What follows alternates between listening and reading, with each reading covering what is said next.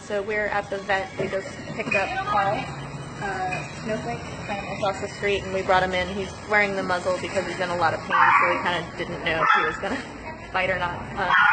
But so they did an x-ray to make sure he didn't have an obstruction, and they couldn't find anything. So they did some blood tests, and the blood work just came back. His red blood cells are really, really low, and his white blood cells are really, really high, and his platelets are low. So this indicates an infection. So the vet suspects that he has some kind of blood parasite, and we're going to treat that.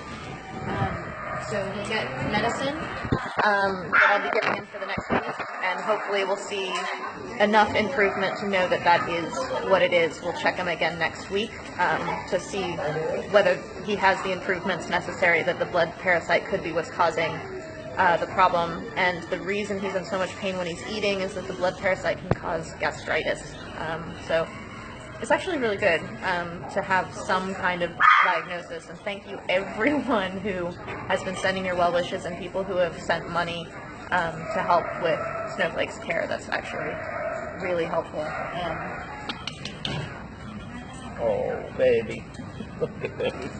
He's not happy about the muzzle. He wants to go home. We'll take him home once we get the medicine.